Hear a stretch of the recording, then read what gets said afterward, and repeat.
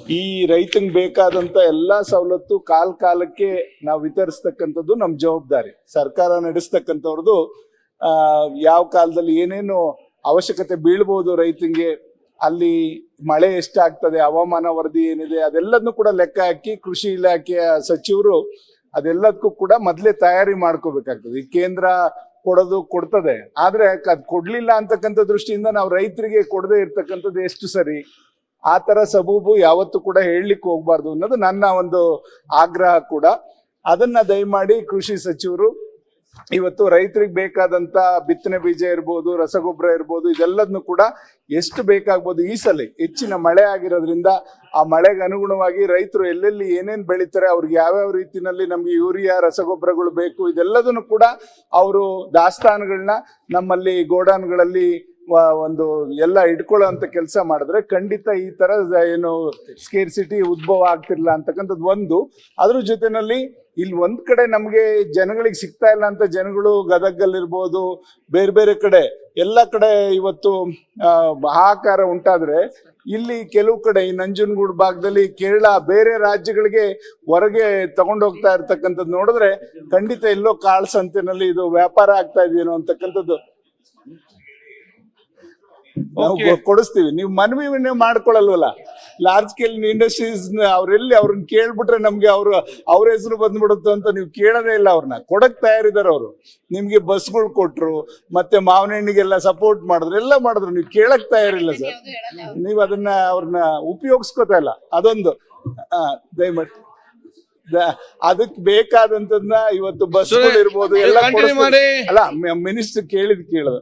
ಆದ್ರಿಂದ ದಯಮಾಡಿ ಇವತ್ತು ಗದಗಲ್ಲಿ ಅಲ್ಲಿ ರಸಗೊಬ್ಬರಕ್ಕೆ 266 ರೂಪಾಯಿ ಇದ್ರೆ ಅಲ್ಲಿ ಹೆಚ್ಚಿನ ಹಣ ತಗೊಂಡು ಕೊಡ್ತಾ ಇದ್ದಾರೆ. 320 ರೂಪಾಯಿಗೆ ಅವ್ರು ಮಾರ್ತಾ ಇರ್ತಕ್ಕಂಥದ್ದು. ಈ ತರ ಎಲ್ಲ ಕೂಡ ಹಲವಾರು ನಿದರ್ಶನಗಳು ಬಂದಿದ್ದಾವೆ. ನಂಜನಗೂಡಲ್ಲಿ ಇವರೇ ಒಂದು ಗಾಡಿನ ನಮ್ಮ ಪೊಲೀಸ್ನವರೇ ಹಿಡಿದಿರ್ತಕ್ಕಂಥದ್ದು. ಅಲ್ಲಿ ಬೇರೆ ಕಡೆ ಮಾರಾಟಕ್ಕೆ ಹೋಗ್ತಾ ಇರ್ತಕ್ಕಂಥ ವಾಹನಗಳನ್ನೆಲ್ಲ ಹಿಡಿದಿರ್ತಕ್ಕಂಥದ್ದು ನೋಡಿದ್ರೆ ಖಂಡಿತ ಇದೆಲ್ಲೋ ಕಾಳಸಂತೆಯಲ್ಲಿ ಮಾರ್ತಾ ಇದ್ದಾರೆ. ಅಂತವ್ರಿಗೆ ಕಡಿವಾಣ ಆಗ್ತಕ್ಕಂಥ ಕೆಲಸ ಇವ್ರು ಮಾಡ್ಬೇಕು. ಗುಂಡ್ಲುಪೇಟೆ ಭಾಗದಲ್ಲಿ ಇದೆಲ್ಲದನ್ನು ಕೂಡ ಹಿಡಿದಿರ್ತಕ್ಕಂಥದ್ನ ನೀವು ಕಡಿವಾಣ ಹಾಕ್ಬೇಕು ಅಂತಕ್ಕಂಥದ್ದನ್ನ ನಾನು ಒತ್ತಾಯ ಮಾಡೋದ್ರ ಜೊತೆನಲ್ಲಿ ಇವತ್ತು ಬಿತ್ತನೆ ಬೀಜಗಳ ಬಗ್ಗೆ ಮಂಜು ಅವರು ಸಾಕಷ್ಟು ಹೇಳಿದ್ರು.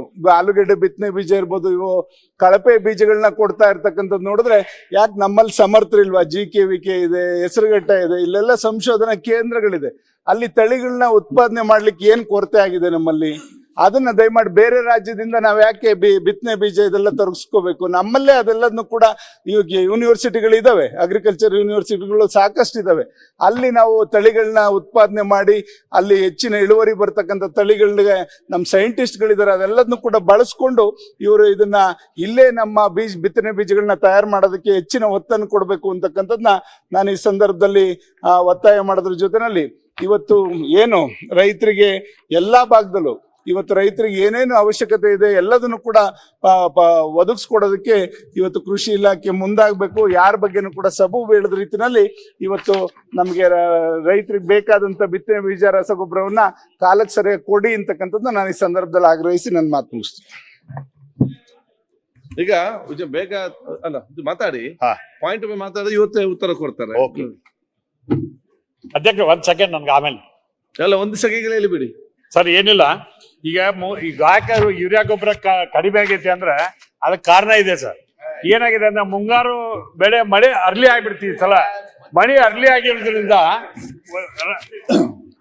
ಆಯ್ತು, ಒಂದ್ ಸೆಕೆಂಡ್ ಮುಗೀತಲ್ಲ. ಅಲ್ಲ ಸರ್, ಮುಂಗಾರು ಮಳೆ ಜಲ್ದಿ ಮತ್ತೆ ಮಾತಾಡುವ. ಮೊದ್ಲಕ್ಕೆ ಬಿತ್ತಿ ಬಿತ್ತಿದ ನಂತರ ಸರ್ ಏನಾಗ್ಬಿಡ್ತದೆ, ದೊಡ್ಡ ಮಳೆ ಬಂದ ಎರಡನೇ ಬಾರಿ ಬಿತ್ತನೆ ಮಾಡಿದ ನಂತರ ಅದು ಗೊಬ್ಬರದ ಕೊರತೆ ಆಯ್ತು. ಎರಡನೇ ಬಾರಿ ಯೂಸ್ ಮಾಡಿದ್ರೆ ಅದಕ್ಕೆ ಸಚಿವರಿಗೆ ಹೇಳಿದ್ವಿ ಬಹಳ ಸಲ. ಈಗ ಗೊಬ್ಬರದ ಕೊರತೆ ಇದೆ, ಕೇಂದ್ರ ಸರ್ಕಾರ ಪೂರ್ತಿ ಪೂರೈಕೆ ಮಾಡಿದ್ರೆ ನಾವು ಪೂರೈಕೆ ಮಾಡಿಲ್ಲ ಅಂತ ಅಪಾದ ಕೊರತೆ ಅಲ್ಲ. ಕೇಂದ್ರ ರಾಜ್ಯ ಸರ್ಕಾರ ಜವಾಬ್ದಾರಿ. ಮಂತ್ರಿಗಳು ಹೇಳ್ತಾರೆ ಸರ್, ನೀವು ನಮ್ಗೆ ಮಾತಾಡಕ್ಕೆ ಅವಕಾಶ ಕೊಡಿ. ಒಂದು ನಿಮಿಷ ಸುಮ್ ಕೊಡ್ತೇವೆ. ದಯವಿಟ್ಟು ಒಂದು 5 ನಿಮಿಷ ನಮ್ಮಲ್ಲಿ ಗೋಪುರ ಇಲ್ಲ. ನಾನು 86 kg ಇದ್ದವಳು 71 kg ಬಂದಿದ್ದೀನಿ. ವಯಸ್ಸಾದ್ಮೇಲೆ ಸ್ಮಾರ್ಟ್ ಆಗಿ ಕಾಣ್ತೀರ ಅಂದ್ರೆ ಜಿನ್ನಿ. 126 kg ವೇಟ್ ಇದ್ದು ನಾವು ಈಗ 114 kg ಲೆಕ್ಕ ಬಂದಿದ್ದೀವಿ. ಯಾವುದೇ ಸೈಡ್ ಎಫೆಕ್ಟ್ ಆಗಿಲ್ಲ. 84 ರಿಂದ 50 kg ಬಂದೆ. ಆಮೇಲೆ ಸಣ್ಣಗೆ ಫಿಟ್ ಆಗಿದ್ದೀನಿ. ಅದಕ್ಕೆ ನಾನು ಯೂಸ್ ಮಾಡ್ತಾ ಇರೋದು ಜೀನಿ ಸ್ಲಿಮ್. 84ರಿಂದ 50 kg ಬಂದೆ. ಆಮೇಲೂ ಸಣ್ಣಗೆ ಫಿಟ್ ಆಗಿದ್ದೀನಿ.